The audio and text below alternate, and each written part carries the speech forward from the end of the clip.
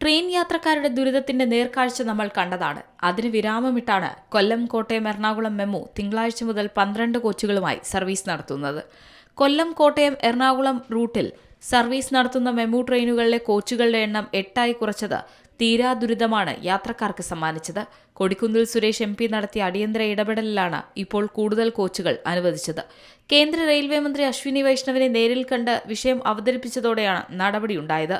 Railway ആസ്ഥാനത്ത് നിന്ന് ദക്ഷിണ റെയിൽവേ ജനറൽ മാനേജർക്ക് അടിയന്തര നിർദ്ദേശം നൽകിയതോടെ കൊല്ലം, കോട്ടയം, എറണാകുളം മെമു തിങ്കളാഴ്ച മുതൽ 12 കോച്ചുകളുമായി സർവീസ് നടത്തും. തിരുവനന്തപുരം റെയിൽവേ ഡിവിഷനിലെ മെമു കോച്ചുകളുടെ സാങ്കേതിക തകരാറും സ്പെയർ റേക്കിന്റെ അഭാവവുമാണ് കഴിഞ്ഞ കുറച്ച് ദിവസങ്ങളായി കൊല്ലം, കോട്ടയം, എറണാകുളം ട്രെയിൻ 8 കോച്ചുകളുമായി സർവീസ് നടത്തിയതിന് കാരണം.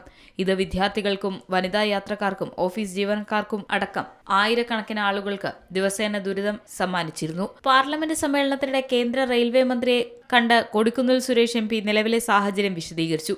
യാത്രക്കാരുടെ സുരക്ഷയും യാത്രാ സൗകര്യവും ബാധിക്കപ്പെടുന്ന സാഹചര്യം വിശദീകരിച്ച് അടിയന്തരമായി അധിക കോച്ചുകൾ അനുവദിക്കണമെന്നും തിരുവനന്തപുരം റെയിൽവേ ഡിവിഷന് സ്ഥിരമായ ഒരു സ്പെയർ മെമു റാക്ക് അനുവദിക്കണമെന്നും ആവശ്യപ്പെട്ടു. MP ആവശ്യം പരിഗണിച്ച് 12 കോച്ചുകളാക്കി സർവീസ് പുനഃസ്ഥാപിക്കുന്നതിനാവശ്യമായ അധിക കോച്ചുകൾ ഇന്ന് കൊല്ലത്തെത്തും. സാങ്കേതിക നടപടികൾ പൂർത്തിയായാൽ നാളെ മുതൽ തന്നെ 12 കോച്ചുകളോടെ സർവീസ് ആരംഭിക്കാനാണ് ശ്രമം. C Malayalam news, Thiruvananthapuram.